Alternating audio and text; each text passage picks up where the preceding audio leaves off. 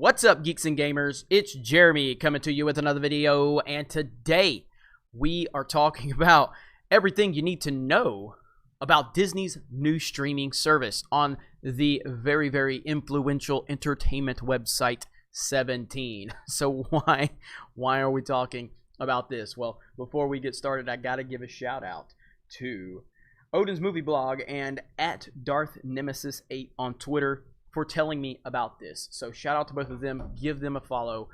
So why are we talking about this? Well, there's a certain point I want to get to.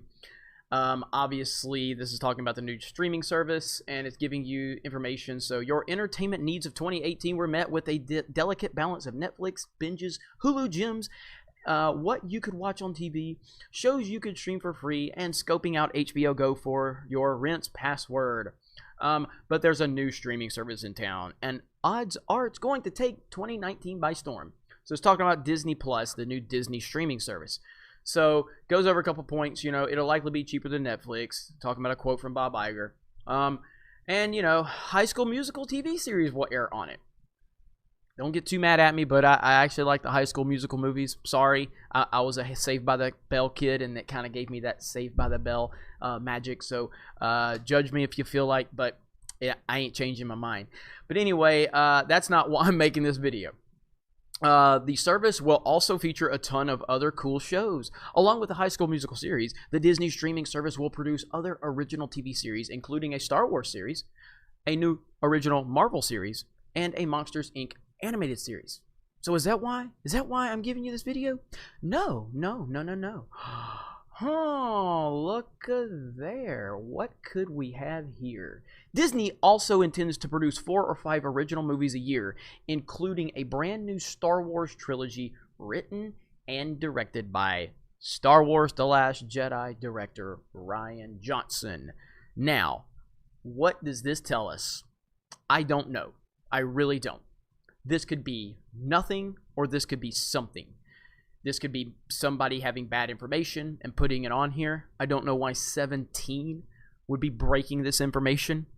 But if we're taking it exactly like it's presented, it's basically telling us that this big trilogy that has been talked about for over a year now is basically just going to be a Disney Plus original, which really doesn't speak very highly about where Rian Johnson sits with Disney right now. Now, again, that doesn't mean it's horrible or anything like that, but that is different than a big budget film. That's a very different situation than a big budget film.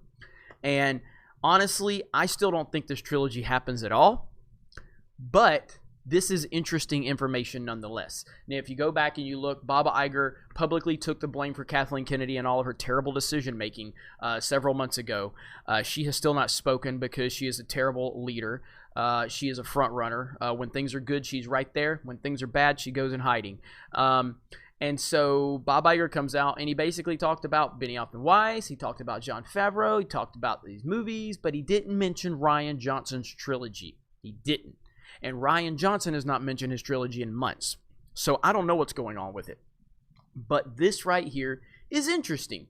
Again, could be a complete just typo, misinformation passed along. I don't know. But until we get some concrete answers from Disney, all we have is speculation. And this is more speculation as to what is going on with Rian Johnson's trilogy. What's the deal? Because Star Wars fans do not want to see this trilogy. They just don't. Yeah, I know the Twitter brigade, the retweet crowd, the hashtag crowd will sit there and tell you all day long that we're going to support anything. So we really love Rian Johnson's vision, and Disney's doing great things with Star Wars.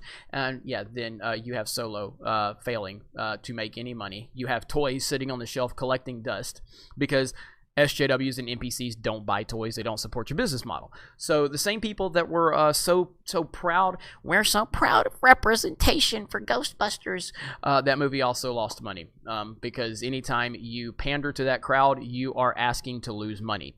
So the Rian Johnson crowd on Twitter, that's all they do is tweet and talk about stuff, but they're not actually going to put their money where their mouth is. So we'll see what happens. What do you think? Do you think this is just a mistake? Well, Rian Johnson being involved in a trilogy is a mistake, but do you think this story is a mistake? Or do you think there's something to it? Do you think this is a slick way of Disney just trying to slowly put this out there without making it one of their prominent, PR departments like Entertainment Weekly? Because that is a Disney PR department. Like, Entertainment Weekly is basically Disney PR.